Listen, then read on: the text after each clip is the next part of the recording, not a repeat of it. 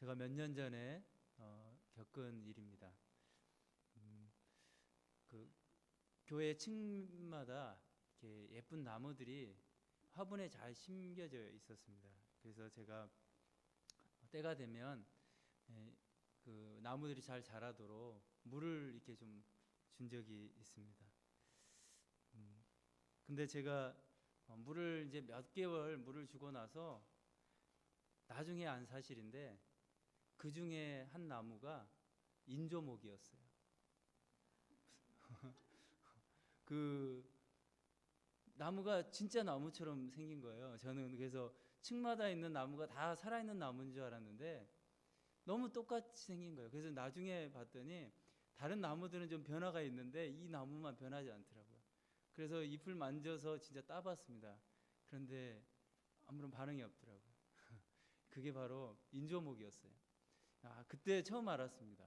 물론 인조목이 굉장히 잘 만들어진다는 걸 알았는데 진짜 어떻게 나무하고 똑같이 잎을 그렇게 만들었나 싶을 정도였습니다. 그런가 하면 그 제가 살던 집 앞에 한 500년 된 은행나무가 있었어요.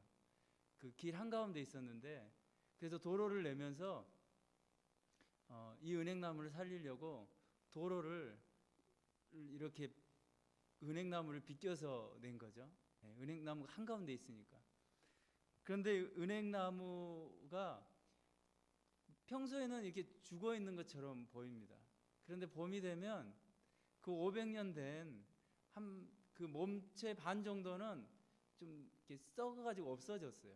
그래서 그 아마 구청에서 와가지고 그 시멘트인지 이런 걸 좀 발라가지고 나무 형태를 좀 만들어 놨더라고요. 그런데 은행이 여는데요.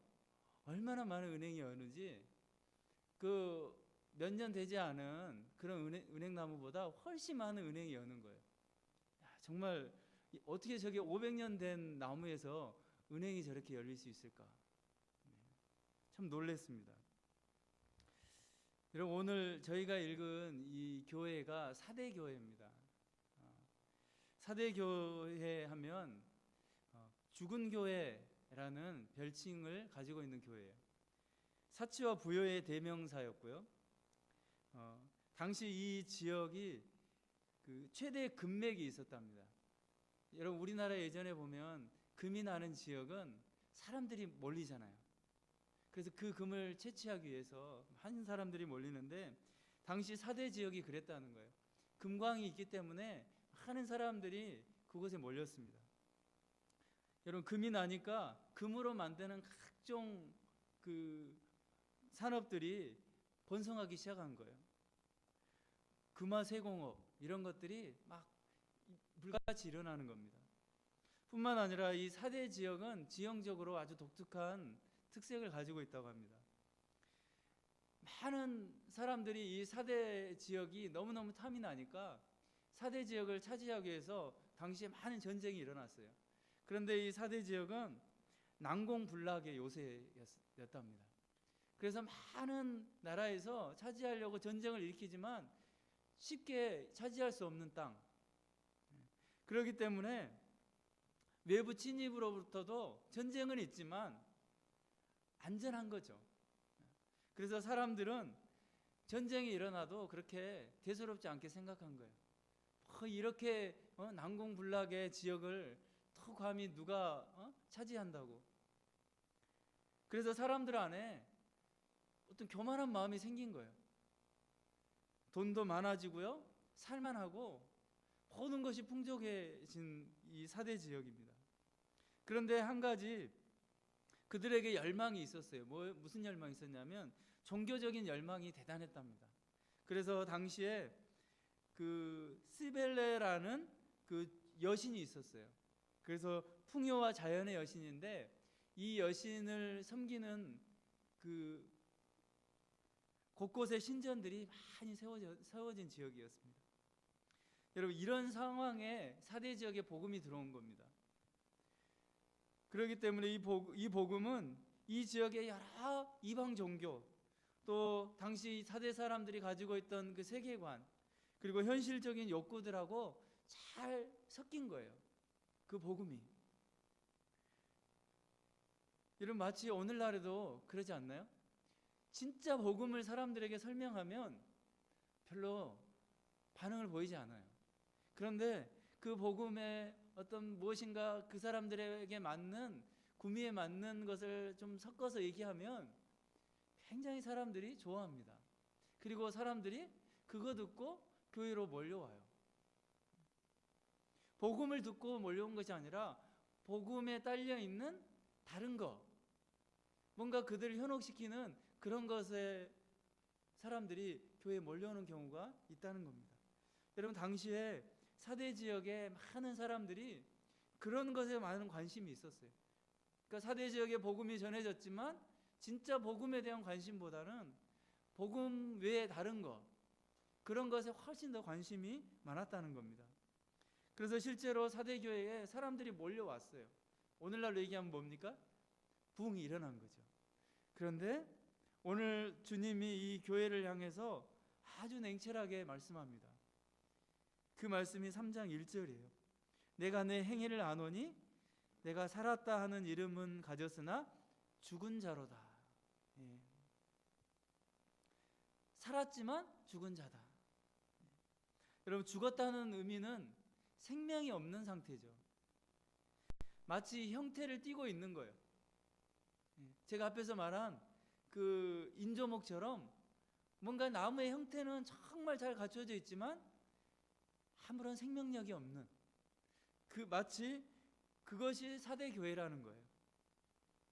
그러니까 외형적으로는 사람들이 복음에 딸려 있는 뭐 이상한 것들을 자기들이 좋아하는 것을 듣고 몰려오지만 실제로는 아무런 능력이 없는 그런 교회가 되어버린 겁니다.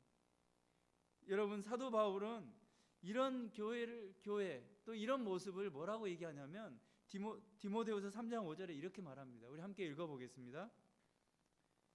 경건의 모양은 있으나 경건의 능력은 부인하니 이 같은 자들에게서 내게 돌아서라. 마치 경건의 모양은 있지만 능력이 없는, 이게 바로 사대 교회의 모습이었다는 겁니다. 여러분 그뿐만이 아니에요. 문제는 생명력이 없는 그런 사람들에게만 문제가 있는 것이 아니라, 몇 사람에게만 문제가 있는 것이 아니라, 이런 문제를 가지고 있는 사람들이 또 다른 문제를 일으키는데 더 큰 문제가 있는 거예요. 여러분 2절 말씀을 한번 읽어볼까요? 너는 일깨어 그 남은 바 죽게 된 것을 굳건하게 하라. 내 하나님 앞에 내 행위에 온전한 것을 찾지 못하였나니. 네. 남은 바 죽게 된 것을 굳건하게 하라, 이 말은 여러분 생명을 잃은 몇 사람, 생명력이 없는 몇 사람의 그리스도인들만이 문제가 아니라 이런 생명력이 없는 사람들에 의해서 그 생명력을 유지하고 있는 몇몇의 남은 자들마저 생명력을 잃게 되는 상황이 돼버렸다는 거예요. 그래서 사대교회의 그 많은 사람들의 모습이 그런 행위로 인해서 온전하지 못하다라고 말하고 있는 거예요. 여러분 온전하지 못하다는 것은 마치 어떤 거냐면요, 그릇이 이렇게 있잖아요. 그릇의 모양은 있는데 그 그릇 속에 아무것도 채워지지 않는 텅 비어있는 상태, 이게 온전하지 않다라는 말입니다. 그러니까 형태는 잘 갖추어져 있는 것처럼 보이지만 마치 속이 텅 비어있는, 사대교회의 많은 사람들이 껍데기만 붙들고 있는 그런 모습이 되어버렸다는 거예요. 그러면서 주님 뭐라고 말씀합니까? 어떻게 받았으며 어떻게 들었는지 생각하고 지켜 회개하라 라고 3절에 말하고 있는 거예요. 여러분 제가 어릴 때 저희 집에 농사를 지었거든요. 농사를 지으면 병해충이 많아요. 특히 벼농사도 그렇고 과일나무 같은 것도 병해충이 굉장히 많습니다. 그런데 이 병해충이 한번 돌면 굉장히 그 속도가 빨라요. 그래서 그 해를 입지 않은 다른 나무에까지 금세 그 영향력이 퍼집니다. 그러면 빨리 농약을 쳐서 그 병충해를 잡든지 아니면 잘라서 없애든지, 아니면 진짜 살아있는 뭐 나무를 뽑아서 옮겨 심든지 해야 돼요. 안 그러면 금세 뭐 하루만 지나도요, 그 병해충이 금세 다른 그 농작물로 피해를 이렇게 확산시키는 것들을 보게 됐어요. 저희 집에 이제 매실밭이 있었거든요. 매실나무가 굉장히 많았어요. 아버지가 이 매실나무를 제가 아주 어릴 때 심었는데, 제가 초등학교 한 저학년 때 심었는데 한 고학년 정도 되니까 매실나무 굉장히 크게 자라더라고요. 그래서 그 매실나무에서 굉장히 많은 매실을 수확을 했는데, 그 매실나무가 한 나무가 이 병충에 걸리니까 다른 매실나무에 계속 이렇게 영향을 미치는 것을 제가 본 적이 있습니다. 여러분, 마치 사대교회의 그 성도들, 즉 생명력을 잃은 그 몇몇의 사람들에 의해서 사람들이 오히려 생명력을 가지고 있는 사람들의 큰 영향력을 끼치고 있는 지금 모습이에요. 그러면서 주님은 뭐라고 말씀하냐면, 너희가 그런 생명력을 유지하기 위해서 기억하라는 거예요. 뭘 기억합니까? 어떻게 받았으며 어떻게 들었는지. 무엇을요? 복음을. 너희가 복음이 너희에게 어떻게 전해졌고 어떻게 들었는지를 잘 기억하라는 거예요. 여러분, 사대교회의 사람들은 지금 무엇만을 좋아하냐면 자기들의 구미에 맞는 거, 복음을 들어도 자기들의 마음에 듣지 않으면 귀담아 듣지 않는 거예요. 그래서 교회에 모인 사람들이 듣고 싶어 했던 복음의 내용은 마치 오늘날 유행하는 웰빙 문화처럼 웰빙 복음, 그리고 뭔가 자신들을 성공시켜주는 복음, 그리고 뭔가 잘 사는 복음, 이런 것에만 관심이 있는 겁니다. 그렇기 때문에 진짜 복음의 능력을 알지 못하고 생명력이 없는 교회가 돼버린 거죠. 여러분, 이런 교회의 모습은 요한계시록에만 있는 게 아니에요. 여러분, 이미 오래전에 구약시대에 하나님의 성전에서 이런 문제가 나옵니다. 그 구약성경 역대하 34장 14절에 보면 이런 말씀이 나와요. 함께 읽어볼까요? 무리가 여호와의 전에 헌금한 돈을 꺼낼 때에 제사장 힐기야가 모세가 전한 여호와의 율법책을 발견하고, 이게 무슨 내용이냐면 유다 왕 요시야 왕 때 있었던 일입니다. 힐기야라는 제사장이 헌금하면서 돈을 이렇게 꺼내는데 모세가 전해준 율법책을 한 권 발견해요. 그리고 그 율법책을 이제 왕에게 가져갑니다. 그리고 왕이 그 율법책을 듣고 율법책의 내용을 보고 왕이 자기 옷을 찢어요. 그리고 모든 백성들에게 하나님을 예배하기를 외칩니다. 그리고 중단되었던 그 유월절 행사들을 다시 한번 일으키기 시작해요. 감격의 그 예배가 회복되는 거예요. 이전에 성전의 기능이 있었지만 제대로 된 기능을 하지 못했던, 하나님을 예배하지 못했던, 하나님 앞에 온전히 나가지 못했던 그 성전의 모양만 있었던 그 시대에 다시 그 요시야 왕 때에 다시 한번 그 하나님의 말씀을 통해서 하나님을 온전히 예배해야 하는 그 운동이 일어나는 거예요. 이게 바로 요시야가 일으킨 개혁 운동이에요. 그런데 이 하나님을 예배하는 그 모습도 얼마 지나지 않아서요, 금세 어떻게 되냐면 또 다시 옛 모습으로 돌아갑니다. 그래서 유다에 세워진 많은 왕들이 또다시 어떻게 하냐면 요시야가 일으켰던, 하나님 앞에 그 온전하게 예배로 나아갔던 모습들을 다 패해버리고 그 이후의 왕들이 또 하나님을 거역하고 자신들이 섬기는 우상을 따라서 백성들을 끌고 가기 시작하는 거예요. 그러니까 하나님의 성전의 기능도 또다시 무너지는 겁니다. 그러면서 에레미야라는 선지자를 보내면서 그런 모습을 이렇게 책망하고 있어요. 여러분, 에레미야 7장 4절을 한 말씀 한번 읽어볼까요? 너희는 이것이 여호와의 성전이라, 여호와의 성전이라, 여호와의 성전이라 하는 거짓말을 믿지 말라. 무슨 말씀입니까? 선지자들이 또 혹은 제사장들이 와서 여호와의 성전이라고 말하고 있지만, 그런데 그건 여호와의 성전이 아니라는 거예요. 성전에서 행해지는 하나님 앞에 예배의 모습이 죽어버렸다는 겁니다. 성전의 기능을 온전하게 행하지 못하고 있다는 거예요. 그러면서 그 성전에서 고아를 압제하고 또 과부들을 이렇게 보살펴야 되는데 과부들을 압제하면서 그들의 돈을 빼앗고 또 광포를 일삼고 그런 일들을 그 안에서 행하는 거예요. 그러면서 에레미야는 그런 성전을 뭐라고 얘기하냐면 도둑의 소굴이라고 얘기하는 거예요. 도둑의 소굴로 만들었다. 성전의 원래 기능을 다 잃어버리고 마치 성전 안이 도둑의 소굴이 되어버렸다고 책망하는 겁니다. 여러분, 이 말씀을 신약에 와서 누가 인용합니까? 예수님께서 성전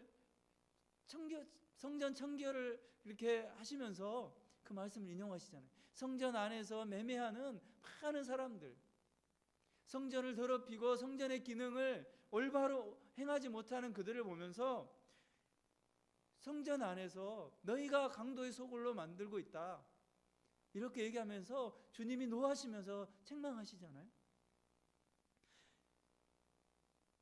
여러분, 사대교회의 모습이 이런 거예요.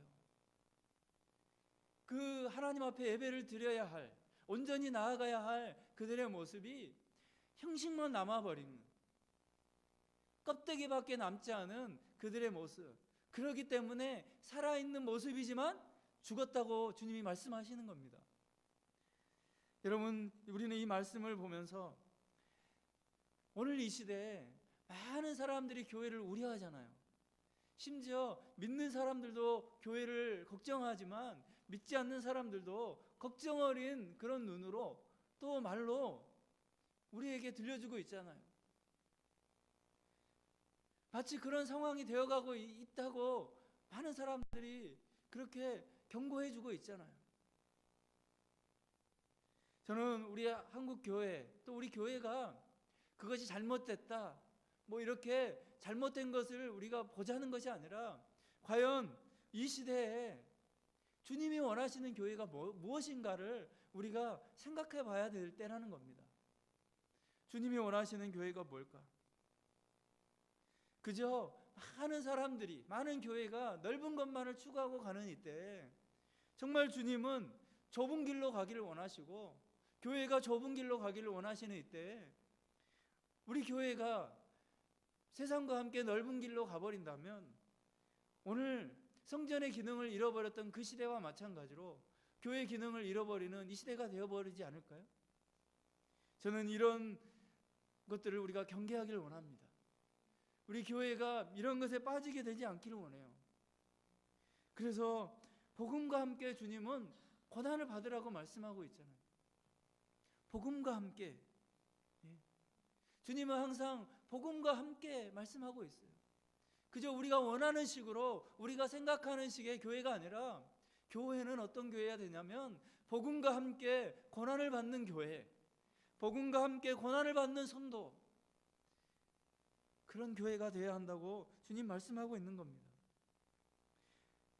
오늘 어떻게 받았고 어떻게 들었는지 생각하라는 그 말씀은 무슨 동기로 어떻게 너희가 복음을 받게 되었는지 그것을 잘 기억하라는 주님의 메시지예요.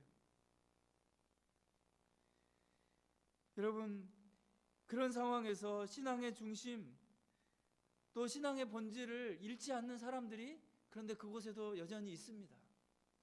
여러분, 3장 4절 한번 읽어볼까요?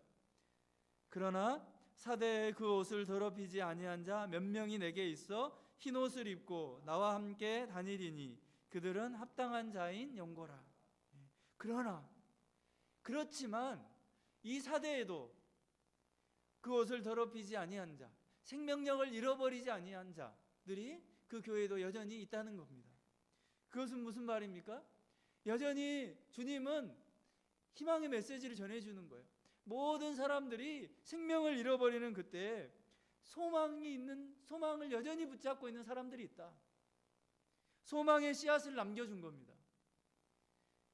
여러분, 우리 교회가 이런 소망이 있는 줄 믿습니다.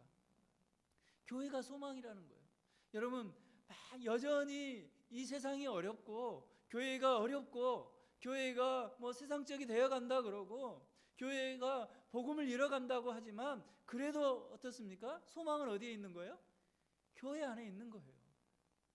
그렇기 때문에 교회가 소망인 겁니다. 저는 이런 생명력을 잃어가는 이 시대에 생명력 있는 교회가 되기 위해서, 생명력 있는 우리 그리스도인 한 사람 한 사람이 되기 위해서 과연 필요한 것이 뭘까? 그 첫 번째는 신앙의 형식주의를 경계하라는 거예요. 여러분, 얼마 전에 그 오카는 목사님이 쓴 그 책의 내용을, 그 교육자들에게 쓴 내용의 책을 제가 쭉 보면서 한편으로는 제가 굉장히 도전을 받으면서도 한편으로는 굉장히 낙심이 됐습니다. 왜냐하면 교육자들이 정말 이렇게 살아야 되는데 저는 제 모습을 보니까 그 목사님이 100가지를 얘기했다면 제게 해당하는 게 한 가지도 없는 거예요. 그러면서 굉장히 낙심이 되면서도 또 그것에 대해서 기도가 되더라고요. 그런데 그 목사님이 교육자들에게 이런 말씀을 한 내용이 굉장히 제가 기억에 남았어요. 무슨 내용이냐면 이런 형식주의에 빠질 수 있는 사람들이 제일 빠질 수 위험스러운 사람들이 누구냐? 바로 풀타임으로 일하는 교육자들이다. 그 내용이 생각이 났습니다. 그러면서 그 목사님 뭐라고 얘기하냐면 교육자들이 그런 매너리즘에 빠지기 너무 쉽다는 거예요. 뭐 새벽 기도에 일찍 나와서 새벽 기도 준비하고 또 예배 준비하기 위해서 뭐 동분서주하고 또 뭐 신방하고 교육훈련 한다고 하고 뭔가 열심히 막 뛰고 있는데, 그런데 정작 섬기는 것에 열심히 있지만 은혜 받는 일에는 뒷전이 돼가고 있다고 그 교육자들에게 그런 메시지를 하시더라고요. 이게 뭡니까? 그러니까 형식주의를 경계하신 말씀이잖아요. 여러분, 사대교회는 모든 것이 굉장히 풍족했어요. 신앙은 점점 그런데 형식주의가 되어버리고 있다는 거예요. 뭐가 빠졌기 때문입니까? 형태는 있지만 그 안에 담겨져야 될 것이 담겨지지 않았다는 거예요. 여러분, 그 사대교회 안에 담겨져야 될 게 무엇이었을까요? 복음이잖아요. 복음. 그들이 들은 복음이 그 안에 담겨져야 되는데 복음의 내용은 없고 그저 형식, 틀만 갖춘 교회가 된 겁니다. 여러분, 교회 형식이 참 중요합니다. 형식을 무시할 수 없어요. 교회 틀을 잘 갖추어야 돼요. 그런데 그 틀 속에 반드시 채워져야 될 게 뭡니까? 복음이라는 거예요. 만약에 틀은 갖췄는데 복음이 채워지지 않았다. 뭔가 훈련은 열심히 하고 뭔가 예배는 열심히 드리고 뭔가 봉사는 열심히 하는데 그 속에 정말 채워져야 될 복음이 없다면 그것은 사대교회와 똑같은 교회가 되고 있는 겁니다. 그러므로 저는 우리 교회가 이런 형식 안에, 잘 갖추어진 형식 안에 복음을 채워가기를 원합니다. 우리 성도들 한 사람 한 사람이 정말 그리스도인으로서의 그 틀을 잘 갖춰가고 그리고 그 안에 진짜 복음을 갖기를 원합니다. 그렇게 될 때 주님이 원하시는 진짜 교회가 되는 겁니다. 형식만 잘 갖추는 그런 교회를 주님이 원하시는 것이 아니라는 거예요. 여러분, 70년대에 우리나라 굉장히 혼란스러웠잖아요. 데모하고 뭐 많은 사태들이 일어났잖아요. 그럴 때 그 유명한 한국의 그 주경 신학자가 있어요. 성경 신학자인 박윤선 박사님이라는 분이 있어요. 그분이 그 시기에 우리 한국 교회에 없었던 성경을 연구해서 주석을 다 쓰신 분이에요. 대단하신 분입니다. 그런데 그분이 이런 말을 했다 그래요. 많은 학생들에게 시국을 걱정하고 막 나가서 이렇게 외치는 학생들에게, 학생들, 이 시대의 위기는 군사 독재 정부나 경제 위기가 아니라 하나님의 말씀대로 살다가 문 닫은 교회가 없어서입니다. 여러분, 멋있는 말 아닌가요? 굉장히 중요한 메시지잖아요. 그러니까 뭔가 경제 상황이 위기가 아니라 진짜 위기는 말씀대로 살다가 문 닫은 교회가 없어서 문제라는 겁니다. 저 오늘 교회 우리가 자주 거래하는 문구사 사장님이 오셨어요. 그래서 잠깐 저희가 주문한 것들을 갖다 주셨는데 사무실에서 잠깐 얘기할 시간이 있었어요. 오늘 교통사고를 당하셔가지고 한쪽이 굉장히 좀 불편한데도 그 주문하신 것을 가지고 올라오셨더라고요. 그래서 너무 저희가 죄송해서 우리 다른 교육자분이 커피를 타서 그분한테 드리면서 이제 사무실에서 이런저런 얘기를 좀 짧은 시간 했습니다. 그런데 그분이 이런 얘기를 하시더라고요. 자신이 갚아야 될 돈이 많다는 거예요. 문구점을 잘 운영해서 갚아야 될 돈이 많은데 문구점 하는 게 너무너무 힘들다는 거예요. 예전 같지가 않다는 거예요.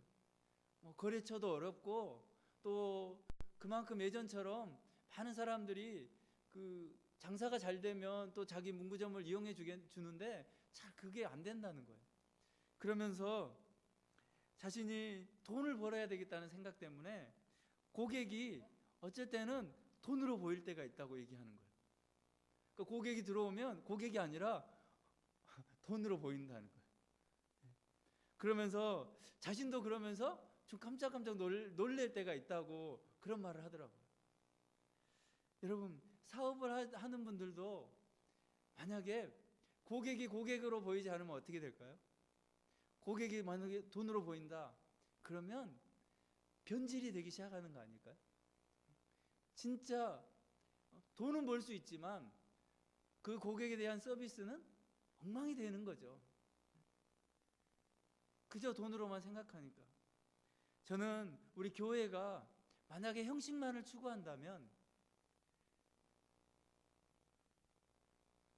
본질을 잃어버린, 그러니까 그 고객을 고객으로 보지 못하는 돈으로 보게 되는 그런 거와 똑같은 모양이 되어버리지 않을까요? 저는 이런 것들을 좀 경계하게 되기를 원합니다. 그래야 우리가 진짜 복음의 능력을 경험할 수 있는 교회가 되는 겁니다. 저는 우리 교회가 지금도 더 어떻게 하면 더 복음적인 교회가 될까를 우리가 함께 고민하고 기도하고 있지만 앞으로 더 복음적인 교회가 되기를 우리가 함께 기도할 수 있게 되기를 바랍니다.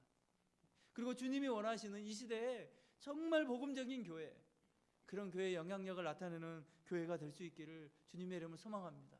네. 여러분, 그런 의미에서 우리는 2014년도에 또 여러 계획들이 있지만 또 우리가 더 복음적인 교회가 되기 위해서 이제 전도 폭발 훈련을 또 계획하고 있어요.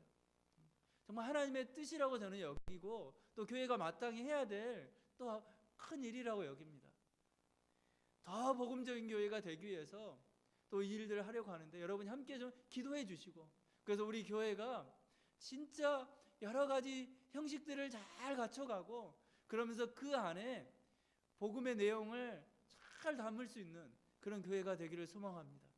여러분, 제자훈련도 마찬가지고요, 사역훈련도 마찬가지고 성장반 또 다락방도 마찬가지예요. 우리 교회가 하는 여러 가지 형식의 틀이 있잖아요. 이런 틀 안에 정말 채워져야 할 것은 그저 그 안에 다른 것이 아니라 복음이라는 겁니다. 그러므로 우리가 이 복음의 내용을 잘 채우고 복음의 내용을 진짜 잘 깨닫고 우리가 체험하면서 진짜 복음의 능력을 경험하는 그런 교회가 될 수 있기를 주님의 이름으로 소망합니다. 두 번째, 우리가 또 생각해야 될 것이 있습니다. 정말 생명력 있는 교회, 생명력 있는 성도가 되기 위해서는요, 우리가 어떻게 복음을 듣고 받게 되었는지 생각해야 된다는 거예요. 여러분, 초대교회 성도들은 오늘날과 달리 복음하면 그들의 생명과 직결되는 상황이었어요. 복음을 듣고 또 받기 위해서는 죽음을 감수하는 상황이었어요. 지금도 여러분 세계 곳곳에는 여러 선교지에서는 마치 그런 상황이 있는 선교지가 있어요. 선교사님들이 신분이 노출되면 바로 죽음을 맞게 되는 그런 현장들이 있습니다. 마치 초대교회는 정말 그랬어요. 복음을 생명과 같이 여긴 거예요. 그래서 여러분, 사대교회 복음이 전해졌다는 것은 누군가 사대교회 복음을 전하기까지 수많은 헌신된 자들이 있었습니다. 흘린 피가 있었다는 거예요. 그런데 사대교회 성도들은 지금 어떻게 듣게 되고 어떻게 받게 되었는지에 대한 것들을 가마득히 잊어버린 거예요. 그러니까 하나님의 은혜를 잃어버린 거죠. 어떻게 우리 같은 사람들이 복음을 듣게 됐는가, 어떻게 나에게 그 복음이 들려지게 됐는가에 대한 그 하나님의 은혜를 생각하지 못하고 현실에 좋은 거, 그저 많은 것들을 얻게 되는 금에 관심이 있고 잘 먹고 잘 사는 것에만 관심이 있지, 자신들에게 전해준 그 많은 사람들이 흘린 피에 대해서는 생각해 보지 않은 거죠. 여러분, 우리나라도 마찬가지잖아요. 여러분, 어떻게 이 땅에 상투를 들고 살던 이 나라에 어떻게 복음이 들어오게 됐나요? 여러분, 한 가지 그 토마스 선교사님의 얘기를 좀 하고 싶습니다. 여러분, 1863년 8월에 이 토마스 선교사님이 영국 런던에서 중국으로 파송을 받게 됐어요. 그런데 중국에 파송을 받으면서 한 2, 3년 지내고 나니까 그 인근에 있는 조선이라는 나라에 대해 소식을 듣게 되는 거예요. 전혀 런던에 있을 때 듣지 못했던 미지의 나라 조선. 그래서 조선을 가고 싶은 마음이 생긴 거예요. 하나님이 그 마음을 주신 거죠. 그래서 어떻게 조선에 갈 수 있을까 하다가 배편을 보니까 이 상선, 무역선이 있는데 그 무역선이 조선을 간다는 거예요. 그래서 그 무역선을 타게 됩니다. 바로 제너럴 셔먼호라는 무역선을 타고 이 대동강, 평양 앞에 있는 대동강에 도착합니다. 그런데 한참 우리나라가 혼란스러울 때잖아요. 그 외국에서 들어오는 사람들을 그 막는, 못 오게 막는 그런 시대였기 때문에 그 함부로 내릴 수가 없었어요. 그런데 그 배가 그만 돌아가려다가 어디에 걸리냐면 모래밭에 그만 걸리고 말아요. 그래서 꼼짝없이 오도가지 못하는 상황이 된 거예요. 그러자 이 한국에 있던 이쪽 조선 땅에 있던 사람들이 그 배에 타서 그 사람들을 죽이기 시작하는 겁니다. 그때 바로 그 토마스 선교사님도 배에서 내려서 그 자리에서 순교를 당하고 마는 거예요. 목배임을 당하고 말았어요. 그런데 그 목을 친 사람이 누구였냐면 박춘권이라는 사람이에요. 나중에 이 박춘권이라는 분이 이런 그 고백을 했다 그래요. 제가 한번 읽어드릴게요. 내가 서양 사람을 죽이는 중에 한 사람은 지금 생각할수록 이상한 감이 있다. 내가 그를 찌르려고 할 때 그는 두 손을 마주 잡고 무슨 말을 한 후 붉은 배를 입힌 책을 가지고 웃으면서 나에게 받으라 권하였다. 그러므로 내가 죽이기는 하였으나 이 책을 받지 않을 수가 없어서 받아왔노라. 이런 말을 했다고요. 그런데 나중에 이분이 그 받은 책이 뭐예요? 성경책이었어요. 한국어로 이렇게 번역된 성경책의 일부였던 거예요. 그런데 나중에 이 박충건이라는 분이 이 성경을 통해서요 복음을 듣게 되고, 그러면서 우리 한국 초대교회의 또 일꾼이 되는 겁니다. 여러분, 토마스 선교사만이 한국 교회를 위해서 피를 흘리지 않았어요. 그 외에 수많은 사람들, 외국 선교사들뿐만 아니라요, 국내에 복음을 처음 듣고 그 복음을 전하기 위해서 피를 흘린 사람들이 얼마나 많았습니까?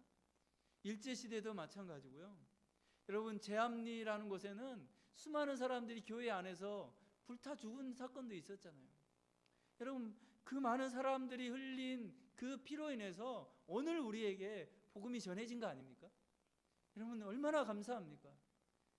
우리가 그렇게 피를 흘리지 않았지만 그 피 흘린 사람들에 의해서 복음이 우리에게 들려지고 우리 손에 전해졌다는 겁니다. 그러므로 여러분, 생명력을 잃지 않기 위해서는 우리가 어떻게 복음을 듣게 됐는지 그 하나님의 은혜를 깊이 묵상해야 돼요. 그리고 그것을 위해 희생한 분들을 우리가 떠올리고 하나님 앞에 감사하는 은혜가 있기를 원합니다. 그렇지 않으면 우리도 생명력을 잃어버릴 수 있다는 겁니다. 여러분, 저는 오늘 사대교회의 모습을 보면서 우리 교회가, 이 땅의 교회가 생명력을 잃어가고 있는 것에 대해서 우리가 경계하고, 또 사대교회처럼 되지 않기 위해서, 죽은 교회가 되지 않기 위해서 우리 안에 있는 신앙의 형식주의를 경계하고, 또 우리가 가지고 있는 틀 안에 정말 복음의 메시지를 잘 담을 수 있게 되기를 바랍니다. 그리고 다시 한번 그 복음을 깨닫고, 정말 우리에게, 우리 손에 어떻게 복음이 들려졌는지를 다시 한번 우리가 생각하면서 이 생명력을 다시 한번 회복하기를 바랍니다. 이왕 우리 교회가, 또 한국교회가 앞으로 이런 생명력 있는 교회로 다시 한번 회복되고, 또 올해도 하나님이 우리에게 이런 생명의 복음을 계속해서 경험케 하셨는데, 이제 내년에도 또 그 후년에도 계속해서 우리 교회가 해가 더해 갈수록 이런 생명력 있는 복음을 경험하는 그런 교회로 계속해서 성장해가는 의왕 우리 교회가 되기를 주님의 이름으로 소망합니다. 우리 이 시간 함께 기도하길 원합니다.